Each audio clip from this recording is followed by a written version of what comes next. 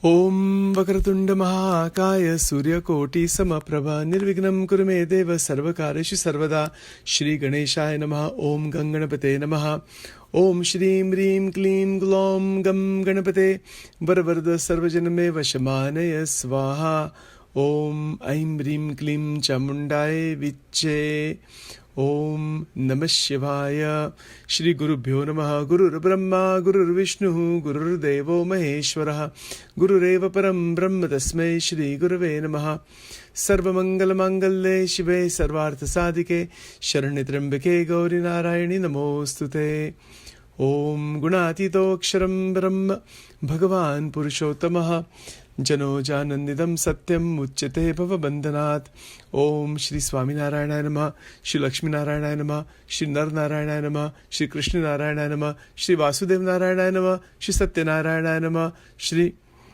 Shiva Narayana Namaha Shri Rama Narayana Namaha Om Namo Narayanaya Om Namo Narayanaya Om Namo Narayanaya Om Namah Shivaya Om Namah Shivaya Om Namah Shivaya Om Namah Shivaya Om Namah Shivaya Om Shri Hanumate Namaha Om Shri Hanumate Namaha Om Shri Hanumate Namo Namaha. Welcome to Nitya Satsang. Today is the 2nd of February 2023. Before we begin, I'd like to offer my prostrations to all of the great sages who are present today on this world, in the past also and in the future, and all great living beings who are here for the benefit and upliftment of humanity. And with that prarthana, to pray at the feet of the Supreme Parabrahma Paramatma, Supreme Lord, who is residing in the heart of each person. With that prarthana, we are continuing our exploration of Vivek Chudamani. In Vivek Chudamani, there are so many different ideas that Shankaracharya Ji has pulled together to bring about the state of Viveka. It is a real living state, a living of Viveka where there is so much understanding about how to live this life in a way that doesn't bind, that is free, that is not trapped, that is not entangled, that is not causing energy damage. We've talked about that many times. That kind of living, actual living, is what occurs when one increases one's sadhana. So the increasing of one's sadhana through manan, dhyan, chintan, mantras, bhajan, kirtan, pujan of the different archa swarupas, guru seva, all of that, what does it do? It is all part of sadhana. It increases one's quality of life. It is the quality of spiritual life that is increased. See, there are two basic types of life. One is a worldly life, and the other is a spiritual life. Right? So the Upanishad talks about this as Shreyas and Preyas. So the worldly life is a life where one is pursuing the heightened experiences of the world, of the bhautika jagata, of the world itself. That is a pursuit. So when one pursues that, of course, you can if you want. This is what, even in our scriptures, the 4 purushartha are there. Dharma, artha, kama, and moksha. Right? These are 4 pursuits of life. So if someone says that they want to have lots of material happiness, lots of wealth, lots of sense enjoyment, lots of material success, that is artha and kama. So that is also there. It's not to be denied. It is there. We cannot deny its existence. It's there. Nonetheless, the necessity of dharma is there to be successful in both of those. If dharma is not there, meaning what ought to be done, if it's not there, one will probably wind up damaging oneself or hurting the sansar also, or other people in that process. That is called adharma. So when you have adharma plus artha plus kama, you have all the problems of the world. If you have dharma plus artha plus kama, you have material progress. See the interesting point. Anybody who says, yes, I want to, let's say, be a great researcher in physics, let's say. Okay. That research is going, it's let's say that's a desire, that's kama, it's artha also, it's a material progress. But if it is with dharma, that we want to use the research for the benefit of others and benefit of the world, fine. Now the same research it is used to hurt others, to destroy others, like nuclear weapons and whatnot. What is that? That is adharma. So the same artha and kam can be destructive to humanity. The same artha and kam can make the progression further in every area of life. So viveka is needed here. When we are talking about Vivek Chudamani is the viveka that is necessary for what ought to be done, what is the responsibility that an individual has, that a family has, that a group has, that a nation has, for the whole of humanity. That once we forget that, then all the trouble begins. Then the wars are continuing, and this is what is going on and has been going on for thousands of years. Because humanity is in its psychological infancy. We've talked about that before. So, Vivek Chudamani is an attempt to raise the consciousness of all of humanity by Bhagwan Shankar in the form of Adi Jagat Guru Shankaracharya Ji. It is not a sectarian scripture. It is not a Hindu scripture or a Muslim scripture or a Jewish scripture or a rich scripture or a poor scripture or any. It is nothing like that. In fact, the Sanskrit the scriptures of India, the Shastras, they are for every human being. The Vivek Chudamani and its principles are applicable in every situation at every time by everybody.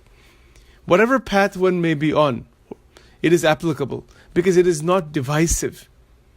It is talking about the fact that there is one reality. This is Advait Vedanta. That there is one truth only.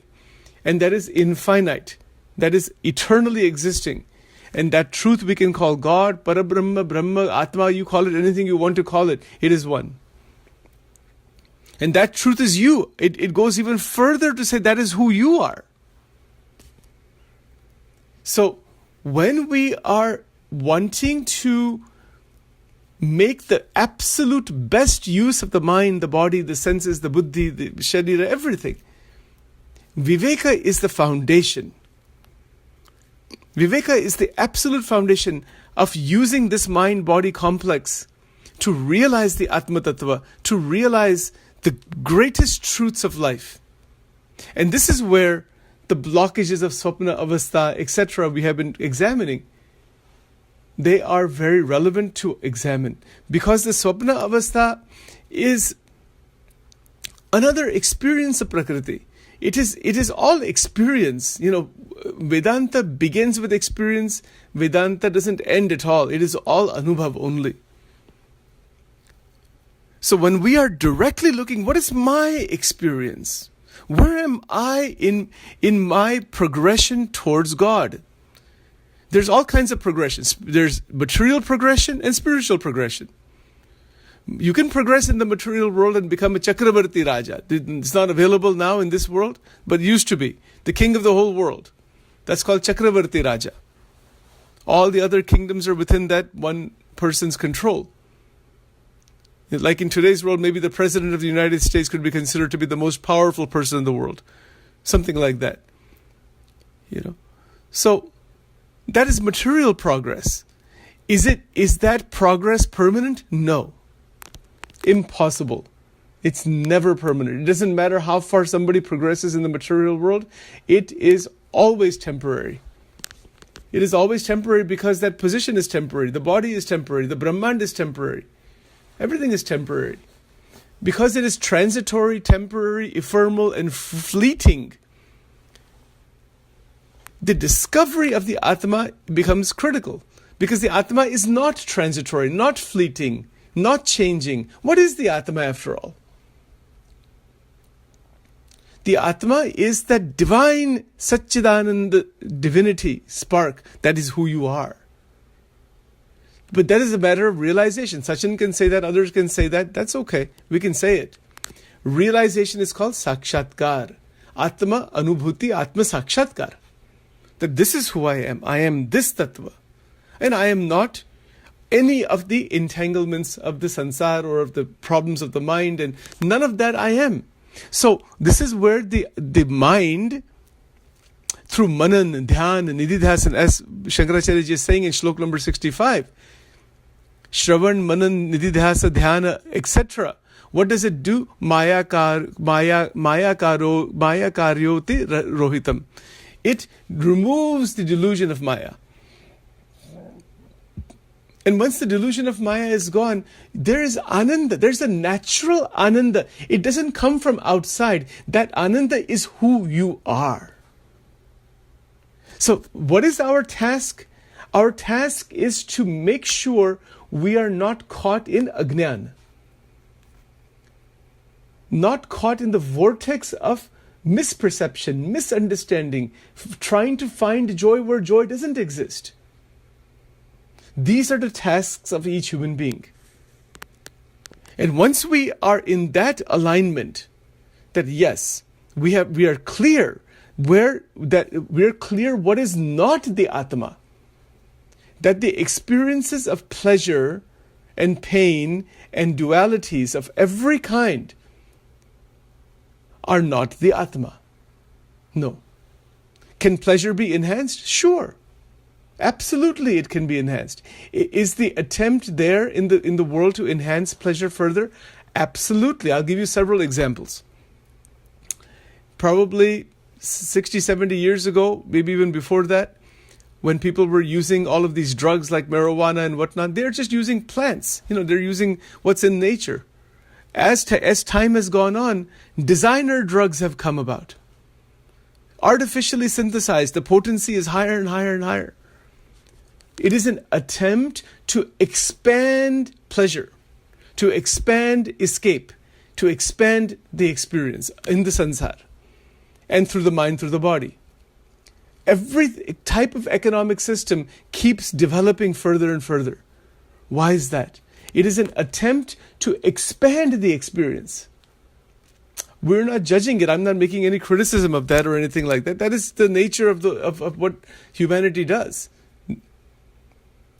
But that expansion of the experience is not necessarily, it's not going to open the door into the Atma. If it did, all the drug addicted people and all the thieves and all the criminals, these people would have realized the Atma a long time ago. No.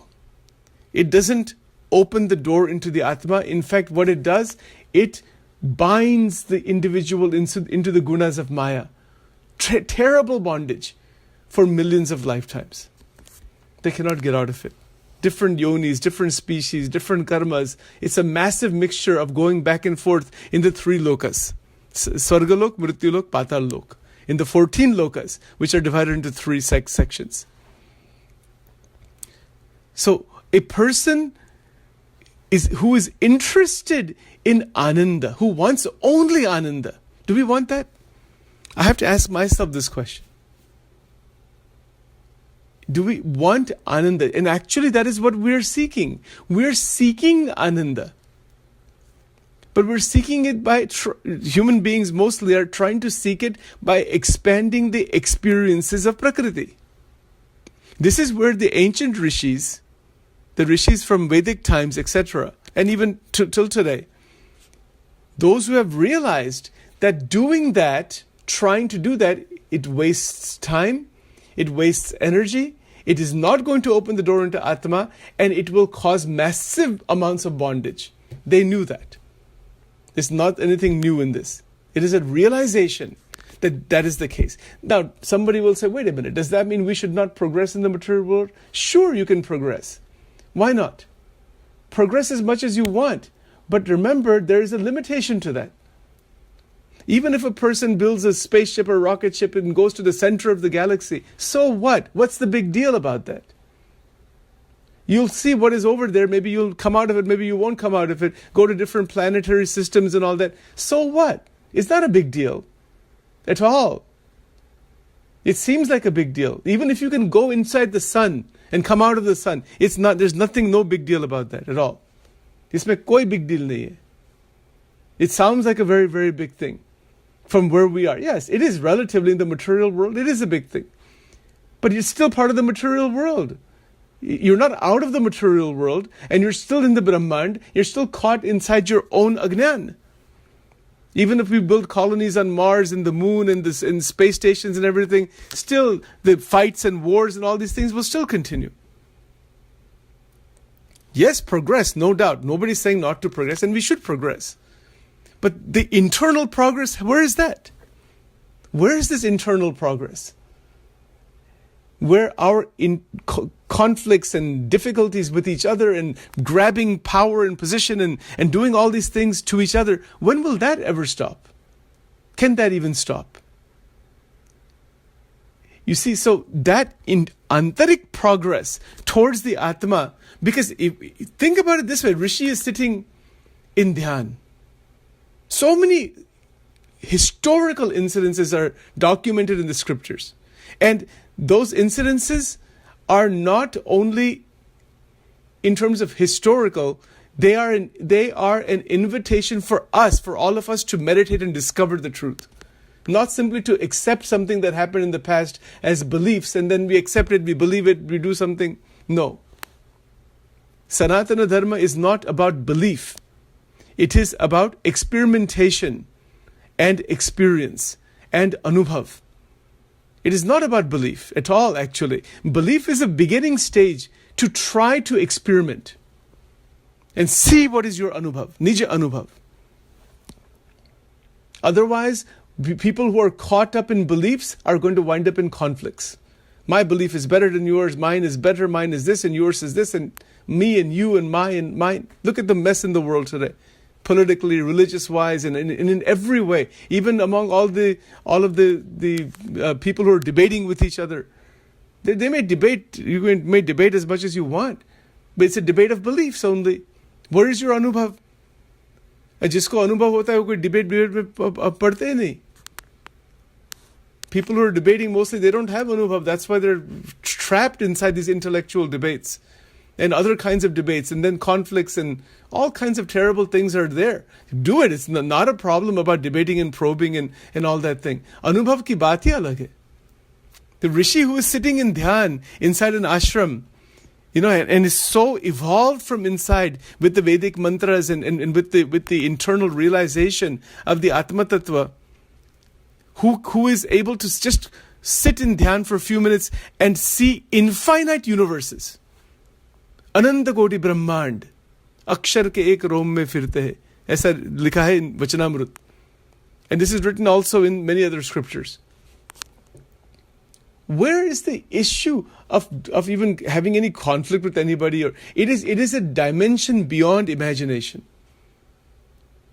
These small things that people are trapped in, they are small in terms of that bigger contemplation. Anubhav, drishti, anubhav, vision should be towards anubhav, not towards sectarian beliefs. Sectarianism, one versus another, one group versus another, one thought versus another. They may have so many different perspectives, but anubhav is different. Anubhav is not divisive. It's like this. I'll give you a simple example. If you're sitting at a kitchen table and you have 5 people who are sitting with packets of sugar. Let's say they have never tasted that particular type of sugar. And all they're doing is debating with each other what that is like. They have never tasted that particular, let's say it's a chocolate. Let's say it's a special caramel, very nicely new type of chocolate that has come out. And the 5 people are sitting at the table with the chocolate pieces. Not one of them has put it in their mouth.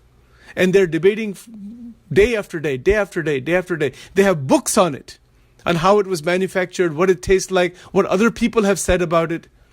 But not one of them has tasted even one part of that even. And they're just debating. And they're looking at books and books and books and books and books and books.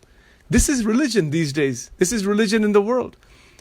It is lack of experience is religion, unfortunately.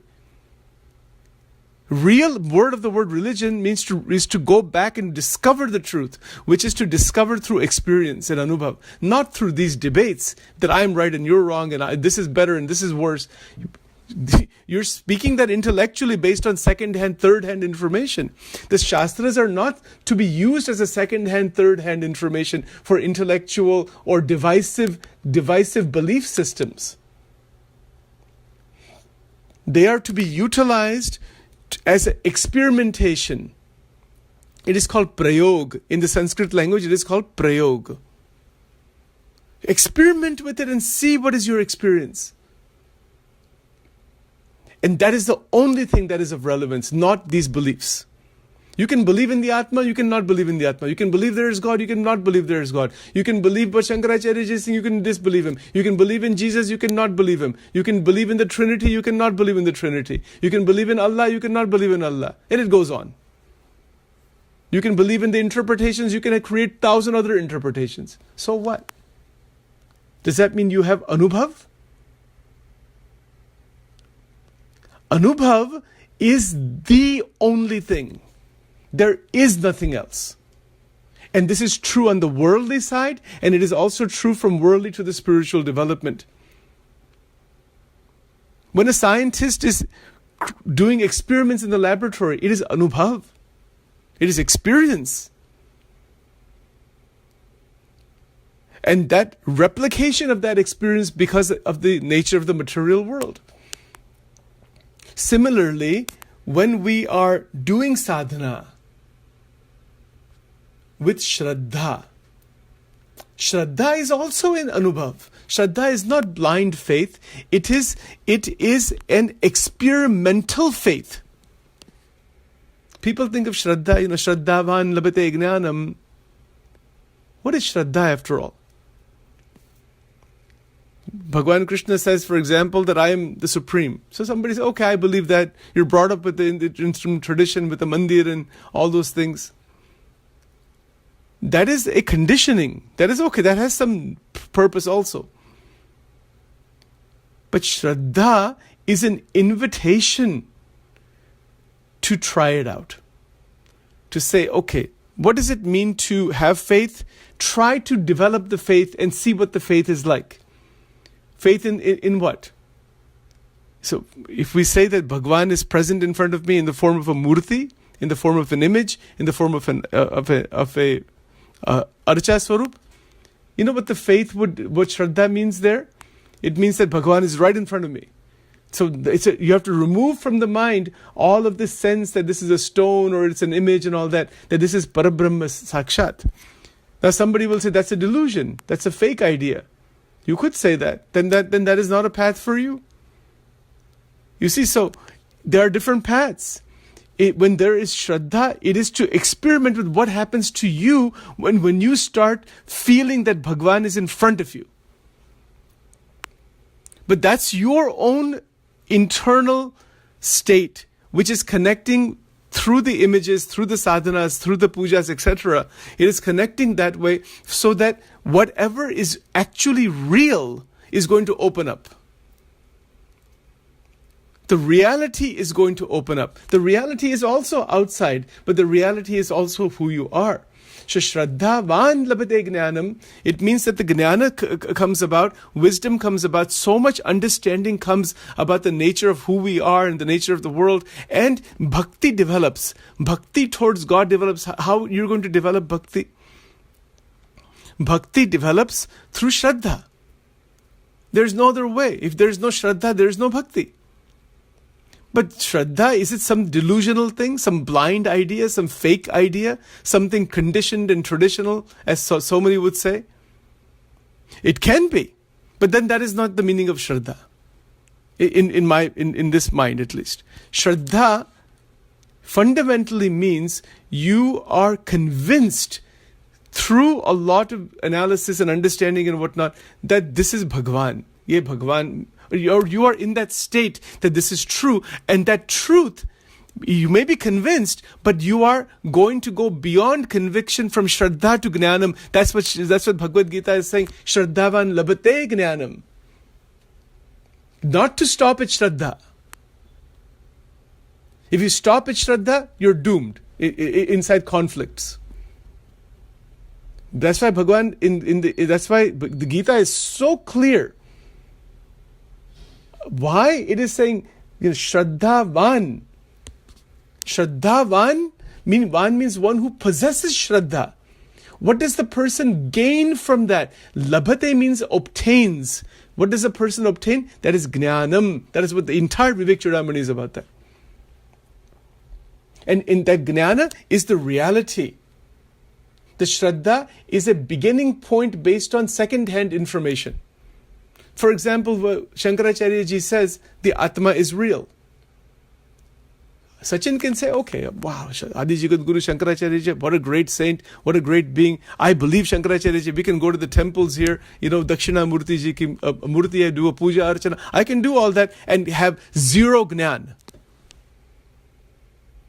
That is ritualism. That is a certain kind of a belief that I may have because of the society, because of the culture, because of the people around me, because of my family, because of whoever, because of something secondary. It's not primary. Shraddhavan labhate jnanam. You may have Shraddha. Now go and experiment with and directly see for yourself what is the Atma. It is Atma Sakshatkar. It is not about Shraddha anymore. It is a transition from Shraddha to Jnana. That transition from Shraddha to Jnana is the spiritual awakening, where internally one is a Jnani. Jnanam and Jnani. Jnani or Jnani is one who is infused with Jnana. And what is that Gnan? What is that actually? It is seeing absolutely clearly what is the dimensions, structure, function, nature, every aspect of the mind. You can see your mind as clearly as anything. In Vachanamrut, Bhagwan Swaminarayan, he mentioned this. He said that I can see the Man, Buddhi, Chit, Ahankar very clearly, what they are like because of the Atman realization. Mahavir Swami said the same thing. Sri Krishna is saying the same thing. All great sages, they are great because they have understood their own mind.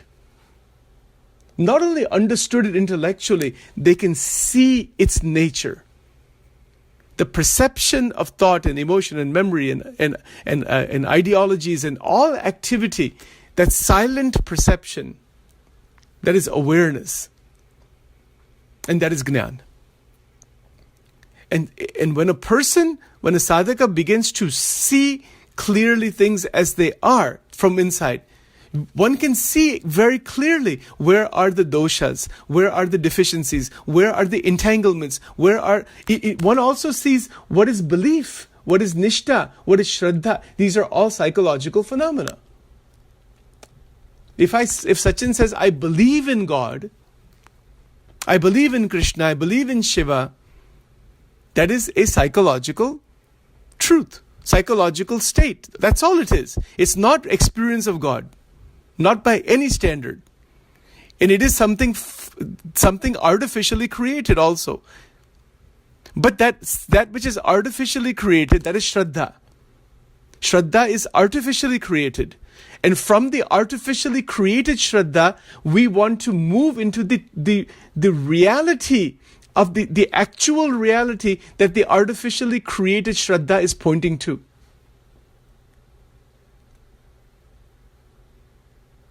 That's the transition. Now, if you get stuck in the artificially created reality, thinking that is the reality, that will cause false projection from the mind, and it will cause division with others.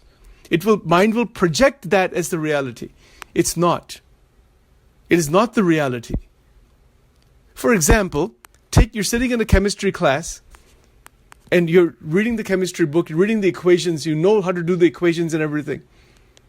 And you're master of that, all the different formulas but you have never gone into the lab, you've never seen any chemicals or nothing like that. So day and night, your mind is thinking. So at nighttime also, you start dreaming about these equations and all these things. Are you seeing what is really chemistry? No. You have to go into the lab and put the chemicals together, and you will see, oh, this is oxygen, and this is carbon, and this is this, and this is this substance. And that's the reality. What is in the books are just the concepts and the ideas. And they're artificially created. They're not the reality. How can they be? The reality is the transition, it's the gnanam, it's the divinity, it's the actuality, it's the tattva. That's why when Shankaracharya ji is using this word atma tattvam amalam, atma tattvam, he's using the word tattva. Tattva means the actual reality. It is not, if one is stuck in symbols and one is stuck in even in the language of the scriptures and just fascinated by them, one can be stuck in that. That is not spirituality. So that is not spiritual realization. If Sachin knows the Bhagavad Gita and the Vivek Chudamani and 30 other scriptures backwards and forwards, so what? Does that mean there's even one touch of the actual reality? No. It doesn't have to be. It is an invitation to go further into jnana, into the tattva itself, and that is where dhyan comes into play. So from shraddha, the intermediate between shraddha and jnana, which is the tattvam, atma tattvam, is dhyana.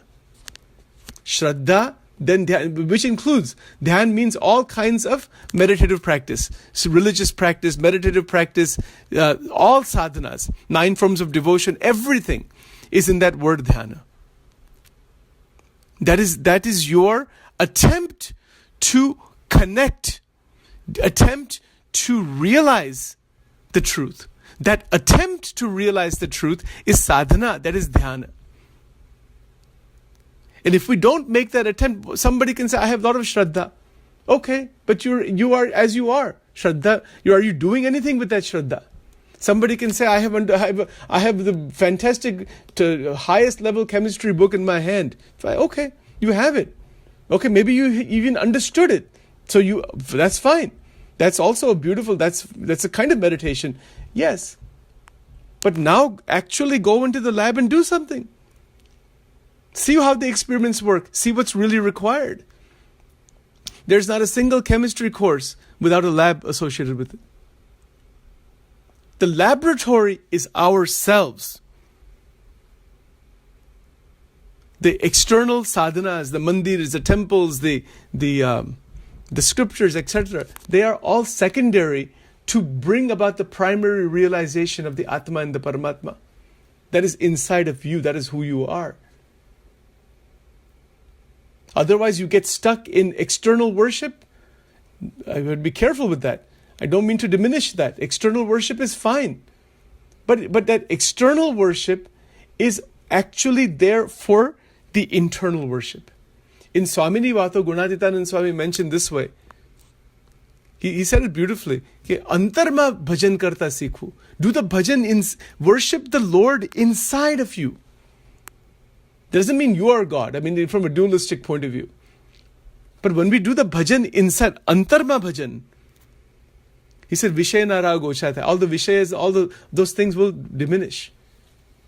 Generally what we do bhajan externally. But when that same sadhana, which is part of the dhyan and manana and etc., it is done internally. This is where shraddha beautifully opens up. Shraddha opens where the conviction that Paramatma is there, it is now getting an opening into Anubhav. And when an opening into Anubhav occurs, the sadhaka has the responsibility of staying with that opening, not to close it off again. That opening is Divya Anubhav, Divya Anubhutis. It's an internal flashes of realization. That Shankaracharya ji calls that aparoksha anubhuti. He's very clear. He's very clear about what it actually is. It is aparoksha anubhuti. Aparoksha anubhuti means first-hand, direct realization, direct experience as it is. And why he's using the word aparoksha? He's using the word aparoksha, meaning that it is not something secondary from the past. It's so clear. The secondary from the past, the tertiary, the traditions that have come, respect them, love them. There's a lot to learn. Tremendous things are there. But that is not the reality. It can never be the reality. The symbol H2O, is that water? Of course it's not water. It's just a symbol. It's just a bunch of lines and letters that have been created to represent that substance that we call water. Even the word water is not water. That word is just a sound vibration. It's just a sound that represents that substance, that tattva itself. So the Atma Tattva doesn't have any name. You can never reach it through language. Language will never reach there. Yato vacho nivartante aprapya manasasaha. Language cannot reach there. The mind cannot reach there. All one can do is to bask in the realization. And जिसको अनुभव हो गया इसका, वो बहुत नहीं बोलते. They don't talk. No need to talk much. The presence is tremendous, and they can see the conditioning of the world, the agnan of the world, the intent. Everything can be seen by such a person. This is why it is said that a Jnani has infinite eyes. Ananta lochan hai Jnani ke. He sees everything from all sides. Because there is the realization of that divinity that is opening, that is mystical experience in the beginning to some extent, but it is more than that. It is Divya Anubhav. And you see now I do want to talk more about this because this will be relevant in the Swapna Avastha discussion, but we need a lot of time to go through this. ये बहुत अलौकिक बात है.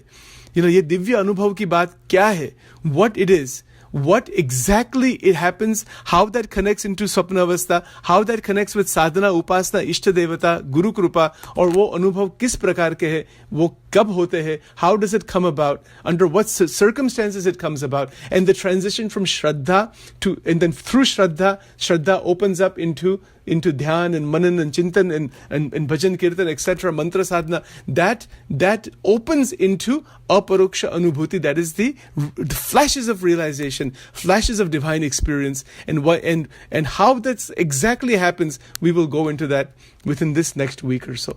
And that will be, and then how that connects into Swapna Avastha. Swapna Avastha, again, is where all of this show begins to appear initially. So we'll get into all of this next time. We will stop here for today and do the Mantra Pushpanjali now.